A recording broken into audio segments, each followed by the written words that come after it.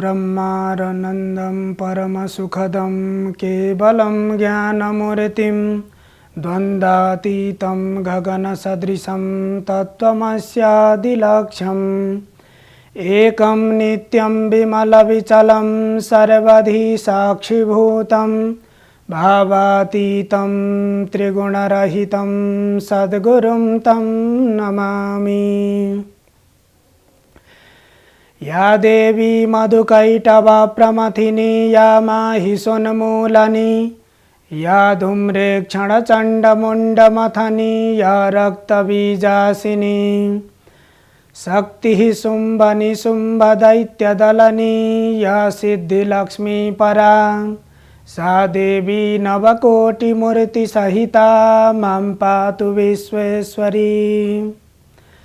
शरणागतदीनार्थ परित्राणपरायणे सर्वस्यार्तिहरे देवी नारायणी नमोस्तुते।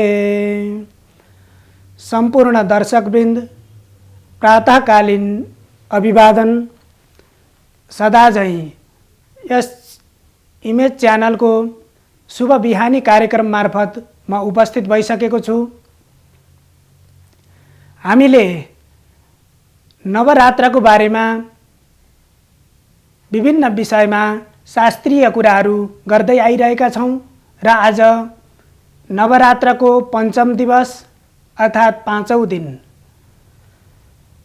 आज हामीले पहिलो दोस्रो दिनमा जस्तै गरी स्कन्द माताको पूजा गर्नुपर्दछ। माता भगवतीका विभिन्न स्वरूपहरू छन्। ती विभिन्न स्वरूपहरूमध्ये हामीले प्रत्येक दिन अलग अलग स्वरूपका भगवतीहरूको उपासना गर्दै आएका छौं र त्यसरी गर्नुपर्दछ। स्कन्द माता भनेकी कमलको आसनमा बसेकी, कुमारलाई स्कन्द कुमारलाई काखमा लिएकी सेतो वर्णकी हुनुहुन्छ र त्यस्तो आकृतिकी मातालाई हामीले आज उपासना गर्दछौं, पूजा आराधना गर्ने गर्दछौं। भगवतीको उपासनाद्वारा हामीलाई एउटा भिन्न किसिमको ज्ञान, हामीलाई चाहिने एउटा वास्तविक तत्त्व प्राप्त हुन्छ। किनभने हामीले जीवनमा सधैँ सङ्घर्ष त गरि नै रहन्छौँ। केही न केही काम नगरी त हामी बस्दैनौँ होला। तापनि हामीले गरेका कामहरू सार्थक हुनुपर्दछ। हामी यहाँबाट कुनै निश्चित गन्तव्यमा जानु छ भने हामीलाई त्यो गन्तव्य नै पहिला थाहा भएन भने हामी त्यो स्थानमा ठिक समयमा पुग्न सक्दैनौँ। तसर्थ मेरो जीवन के हो, मेरो जीवनको मार्ग के हो, मैले कुन मार्गलाई समाएँ भने, कुन मार्गलाई मैले अँगालेँ भने म सही ठाउँमा, म सही गन्तव्यमा पुग्न सक्दछु भन्ने कुरा हामीले निर्क्युल गर्नुपर्दछ। त्यसको लागि नै यो शास्त्रीय चिन्तनको आवश्यकता हो, ज्ञानको आवश्यकता हो, प्रवचनको आवश्यकता हो। अब हामीले यो देवीको उपासना गरेर, भगवतीको उपासना गरेर हामीले त्यो किसिमको ज्ञान आफ्नो जीवनको लागि प्राप्त गर्ने हो। हामीले गरेका कर्महरू, सबै कर्महरू सफल हुँदा हामीलाई खुसी लाग्छ। यो स्वाभाविक हो, मानवीय गुण नै हो। किनभने आफूले गरेको कर्ममा हामी असफल भयौँ भने हामीलाई त्यसबाट दुःख लाग्छ। त्यसो भएर कुनै पनि कर्म गर्दाखेरि हामीहरू त्यो कर्म मैले किन गर्दैछु, यो कर्म गरेर मलाई के हुन्छ भन्ने कुरा पनि बुझ्नु पर्दछ।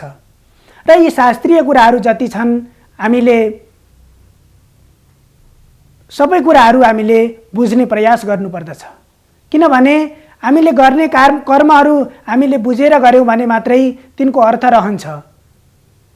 जस्तै म भोजन गर्दैछु भने मैले भोजन के को लागि गर्दैछु त? मेरो यो पाञ्चभौतिक शरीरको लागि, यो शरीर धान्नको लागि मैले भोजनको आवश्यकता पर्दछ। भोजन भएन भने यो शरीर चल्न सक्दैन, यो शरीरले काम गर्न सक्दैन, त्यसो भएर म भोजन गर्दैछु। त्यस्तै हामीले प्रत्येक कर्महरू गर्दाखेरि त्यो कर्मको कारण हामीले थाहा पाएर कर्म गर्नुपर्दछ। त्यसरी थाहा पाएर गऱ्यौँ भने मात्र हामीले त्यो कार्यबाट सफलता प्राप्त गर्न सक्दछौँ। होइन भने खोज्छौँ स्वर्ग गर्यौँ पाप, जान्दैनौँ कर्मको गति, रिठाको बोट रोपेर कहाँ फल्दछ कागती। एउटा चिज खोजेको छ, स्वर्ग खोजेको छ, आफ्नो जीवनको प्रगति खोजेको छ, जीवनलाई सही दिशामा पुर्याउन खोजेको छ, तर गर्दछ अर्कै बाटो हिँडिरहेको छ भने रिठाको बोट रोपेर कहाँ फल्दछ कागती। रिठाको बोट रोपेर कागती कहिले पनि फल्दैन। त्यसो भएर हामीले आफ्नो मार्गलाई सही निर्देश गराउनको लागि, सही मार्गदर्शनको लागि हामीले यो ज्ञान लिनुपर्दछ। र हाम्रा यी जुन संस्कारका कुराहरू छन्, शास्त्रले बताएका कुराहरू छन्, यी कुराहरूमा धेरै अर्थ छ। मैले हजुरहरूलाई के भन्न चाहन्छु भने हामीलाई यी शास्त्रहरूको पुरै कुरा ज्ञान भएन भने पनि हामीले त्यसको तात्पर्य मात्रै भए पनि त्यति त हामीले पक्कै थाहा पाउनु पर्दछ। र यो कार्यक्रम मार्फत हामीले हजुरहरूलाई कम्तीमा त्यति कुरा भए पनि हजुरहरूलाई त्यो उपयोगी हुनेछ, त्यति कुरा दिन सक्नेछौँ भनेर यो कार्यक्रममा हामीले बताउने प्रयास गरेका छौँ। मैले त्यसको प्रयास गरिराखेको छु, किनभने यो जीवनलाई हामीले सही ठाउँमा पुर्याउनको लागि त हाम्रा कर्महरू त्यस्ता हुनुपर्दछ। भगवानले, माता भगवतीले हामीलाई ती शास्त्रका आफ्ना क्रियाकलापहरू मार्फत हामीलाई ज्ञान दिनुभएको छ र त्यो मार्गलाई हामीले अनुसरण गरेर अगाडि बढ्नुपर्दछ र त्यसैको लागि प्रेरणा गर्दछन् यी शास्त्रहरूले।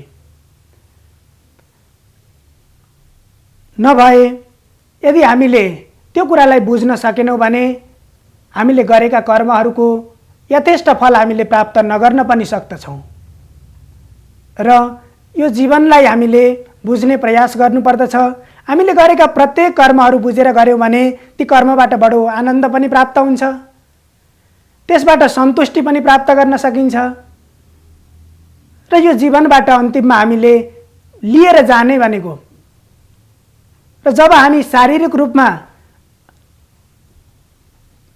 सम्पूर्ण कर्महरू गर्न असमर्थ हुन्छौँ, हामी परनिर्भर भएर बाँच्न बाध्य हुन्छौँ, त्यो अवस्थामा जीवनको सन्तुष्टि भनेको आफ्ना कर्महरू, यदि आफूले सही कर्म गरेको छ भने त्यसबाट सन्तुष्टि प्राप्त हुन्छ, यदि गलत कर्म गरेको छ भने आफ्नै कर्मबाट आफूलाई सन्तुष्टि भएन भने जीवनमा त्यो पश्चाताप गर्नु बाहेक अरू केही पनि हुन सक्दैन।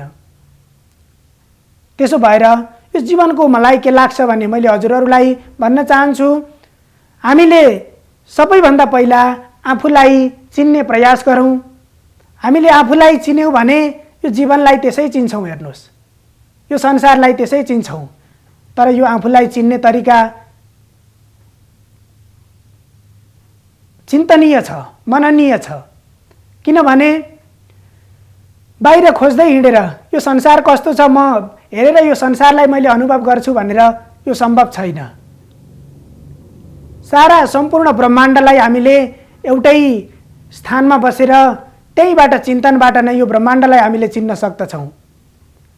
ऋषिमुनिहरूले एकै ठाउँमा बसेर तपस्या गर्दथे र त्यही स्थानमा बसेर गरेको तपस्याबाट उनीहरूले त्यो एउटा दिव्य दृष्टि प्राप्त गरेर सम्पूर्ण कुराहरू थाहा पाउने गर्दथे। हामीले कथाहरूमा सुन्छौँ ऋषिमुनिहरूले एक ठाउँमा बसेर तपस्या गरे अनि आफ्नो दिव्य दृष्टिबाट विभिन्न धेरै टाढा टाढाको कुराहरू पनि जानकारी राख्दथे, थाहा पाउँथे भन्ने कुराहरू पढ्छौँ।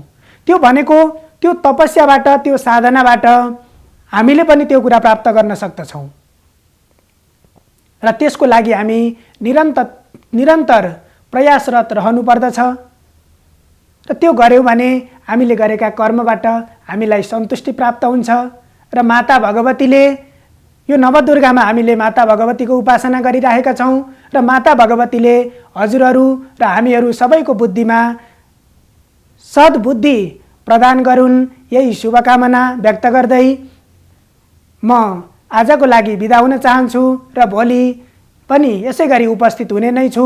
धन्यवाद।